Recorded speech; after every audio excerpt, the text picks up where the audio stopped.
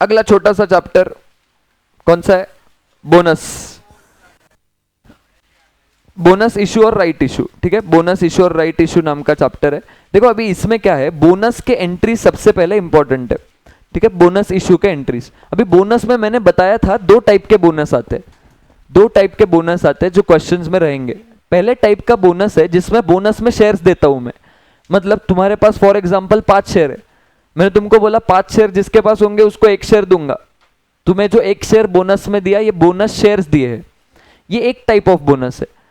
दूसरा type of bonus है जिसमें फॉर एग्जांपल तुम्हारे पास 1 शेयर था और वो पार्टली पेड अप था, मतलब क्या, 10 रुपए का शेयर था, अभी तक तुमने 7 ही रुपए दिए थे, तो मैंने बोला एक काम करो 3 रुपए मत दो, बोनस में मैं तुमको 3 रुपए ऐड कर देता हूं, ये शेयर 10 का बना देता हूं।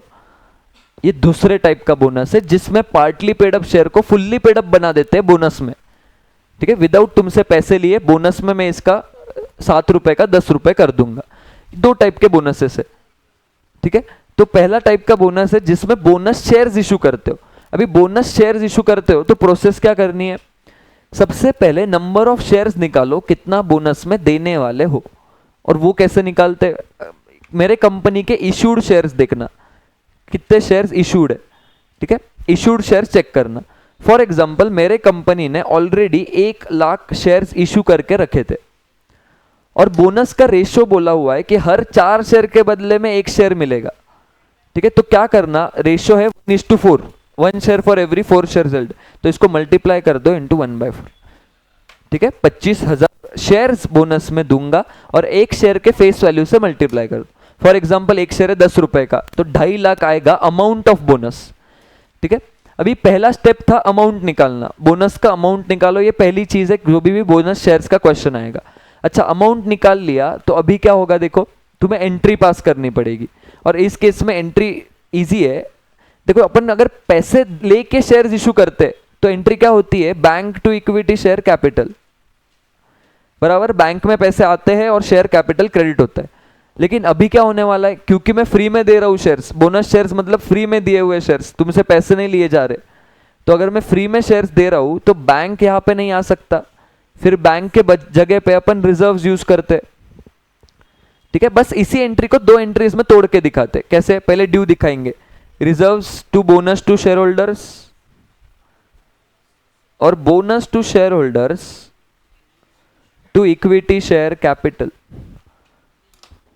ठीक है, ये एंट्री पास होगी, 2 एंट्रीज। अच्छा रिजर्व्स में अभी कौन से रिजर्व्स यूज करोगे, इसमें ऑर्डर दिया गया है।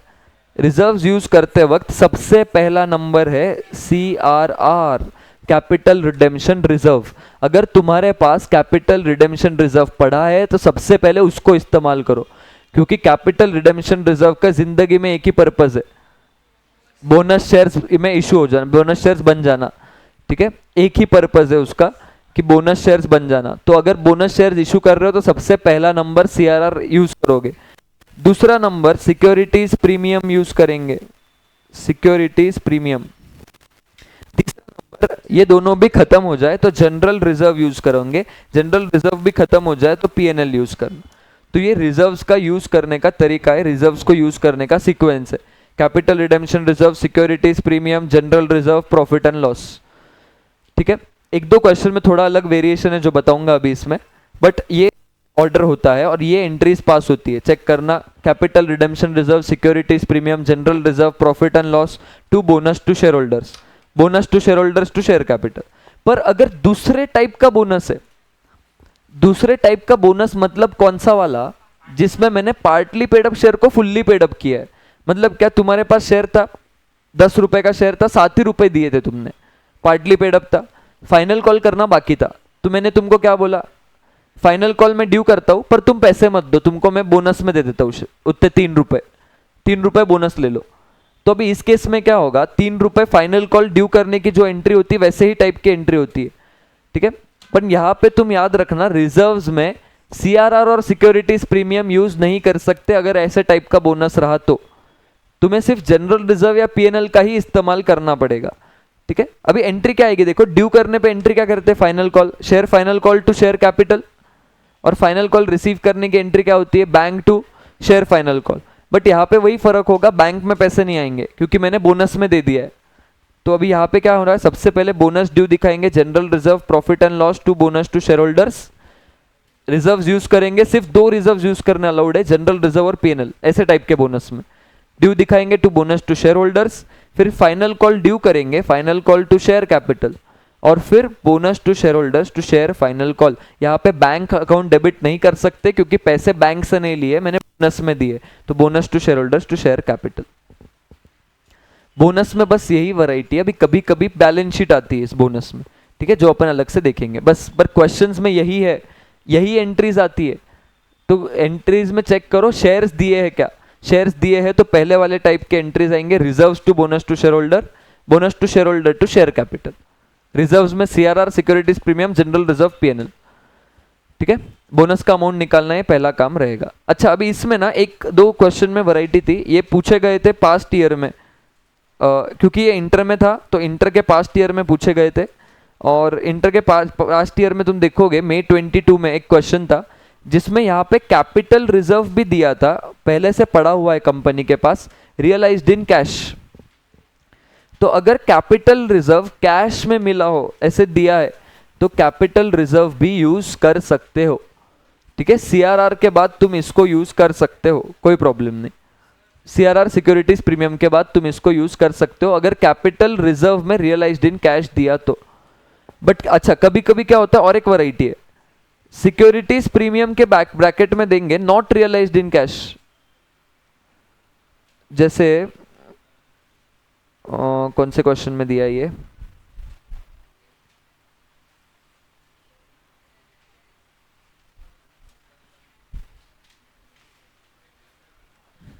कोई तो क्वेश्चन में था कि securities premium not realised in cash, तो अगर सिक्योरिटीज प्रीमियम कैश में नहीं मिला है, नवंबर 20 में पूछा था, यस। नहीं, अच्छा अच्छा, oh sorry sorry sorry, bonus bonus, yes, bonus वाले क्वेश्चन में PYQ4 जुलाई 21 में पूछा गया क्वेश्चन है। देखो इस केस में क्या है, सिक्योरिटीज प्रीमियम के ब्रैकेट में दिया है नॉट रियलाइज्ड इन कैश, तो सिक्योरिटीज प्रीमियम अगर कैश में नहीं मिलता है तो इसको यूज मत करना, लिस्टेड कंपनी के केस में अलाउड नहीं होता है, सिक्योरिटीज प्रीमियम कैश में नहीं मिला हो तो यूज करना। ये दो ही वैरायटी, दो ही अलग चीजें जो इंटर में पास्ट ईयर में पूछी गई, बाकी जनरली मॉड्यूल्स में अभी क्या क्वेश्चन है, तो नॉर्मली क्वेश्चन है जिसमें CRR, securities premium, general reserve, PNL, ये ऑर्डर में यूज कर लो रिजर्व्स को, ठीक है। इसमें दो वेरिएशन जो मैंने अभी बोले, capital reserve realised in cash रहा तो यूज कर सकते हो, securities premium not realised in cash रहा तो यूज मत करना, ठीक है। तो ये बोनस वाला चैप्टर था। इसमें राइट्स वाला भी एक पार्ट है सिक्योरिटीज प्रीमियम के बाद। अच्छा हाँ, सीआरआर के बाद सिक्योरिटीज प्रीमियम के पहले। अच्छा, इस क्वेश्चन में राइट्स भी होता है, इस वाले चैप्टर में राइट्स नाम का भी एक छोटा सा पार्ट है, राइट्स इशू।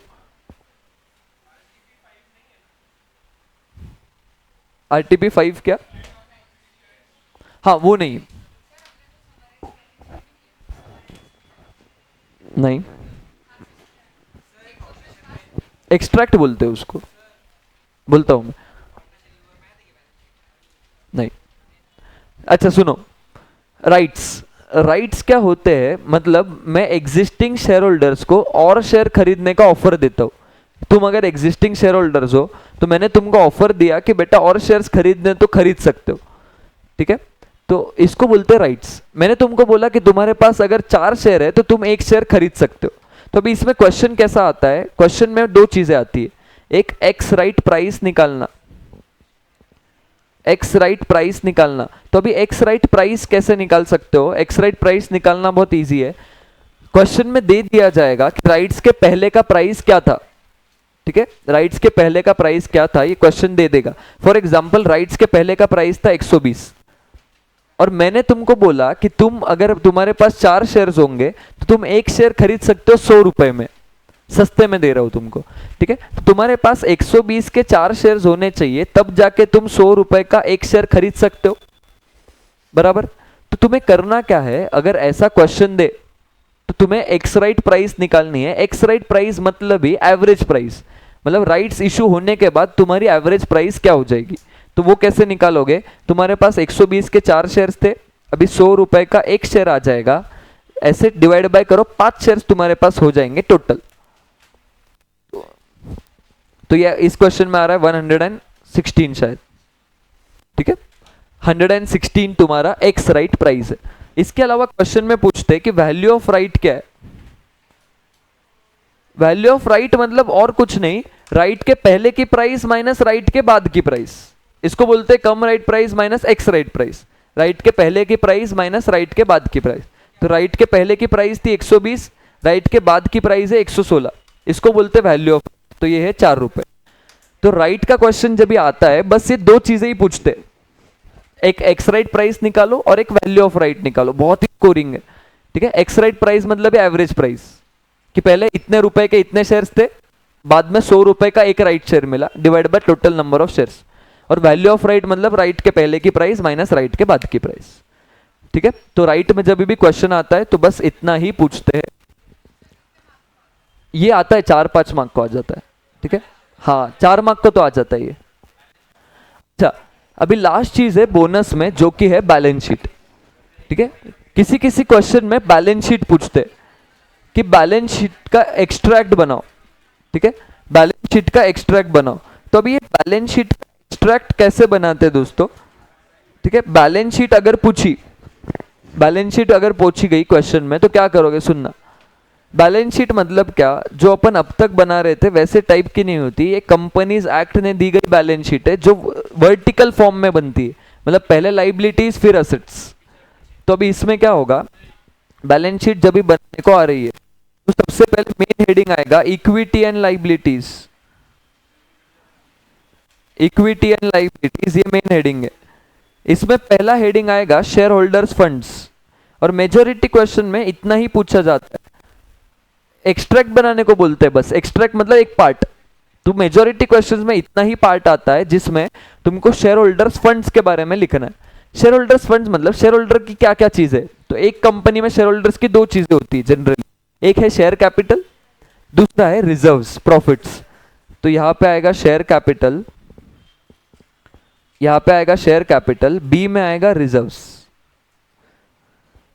इसके अलावा तो लोन वगैरह रहेगा, बोरोइंग्स। तो नंबर 2 हेडिंग देनी पड़ेगी तुमको, non current liabilities. Non current मतलब ही लॉन्ग टर्म, ठीक है, नॉन करंट मतलब ही लॉन्ग टर्म। इसमें आएगा long term borrowings. Long term borrowings मतलब ही लॉन्ग टर्म के लोन्स। अच्छा, अभी शेयर कैपिटल में अगर दो टाइप्स है, कुछ इक्विटी शेयर्स है, कुछ प्रेफरेंस शेयर्स है, तो यहां पे इसके अंदर नहीं लिखना है। शेयर कैपिटल का नोट देंगे, बैलेंस ये एक्सट्रैक्ट लिखने के बाद इसके नीचे नोट्स बनाएंगे। नोट्स में नंबर 1 शेयर कैपिटल, उसमें पहले ऑथोराइज्ड लिखेंगे। ऑथोराइज्ड मतलब क्वेश्चन में कंपनी इतने शेयर्स इशू करने के लिए ऑथोराइज्ड है, मतलब टोटल इतने शेयर्स इशू कर सकती है। ऑथोराइज्ड पहले लिखो, उसके नीचे इशूड लिखो। इशूड को जो अमाउंट आएगा वो अमाउंट इधर लिख देना, ठीक है। तुमको कुछ नहीं करना। इशूड कैसे निकालोगे, इशूड निकालना सिंपल है बोनस के क्वेश्चंस में। पहले के ऊपर के क्वेश्चन में चेक कर लो कितना इशूड दिया है। फॉर एग्जांपल पहले 1 लाख शेयर्स इशूड थे और मैंने 25,000 और शेयर्स इशू किया एज बोनस। तो पहले 1 लाख शेयर्स थे, मैंने 25 और इशू किए, तो अभी कितने शेयर्स हो गए, 1,25,000 शेयर्स। 10 रुपए का एक है तो 12,50,000 इशूड आ जाएगा इधर, ठीक है। और रिजर्व्स, रिजर्व्स बोनस देने के बाद कौन सा रिजर्व यूज हो गया है वो सब माइनस कर देना। जैसे सीआरआर पहले था पर पूरा यूज हो गया तो सीआरआर बचा ही नहीं, ठीक है, वो सब बराबर लिख के रिजर्व्स तुमको लिखना पड़ेगा। बैलेंस शीट का एक्सट्रैक्ट पूछा तो ऐसे आएगा, इतना एक्सट्रैक्ट जनरली पूछा जाता है। नोट्स लिखने पड़ेंगे, इसके सामने नोट्स, और नोट्स में बस ऑथराइज्ड इशूड, जितना शेयर कैपिटल है उतना लिखना है, मतलब पहले जितना था उसमें ऐड कर लो नया कितना इशू किया है, ठीक है। बस इतना ही पूछा जाता है इसके क्वेश्चंस में। तो ये यहाँ पे अपना रिवीजन खत्म होता है।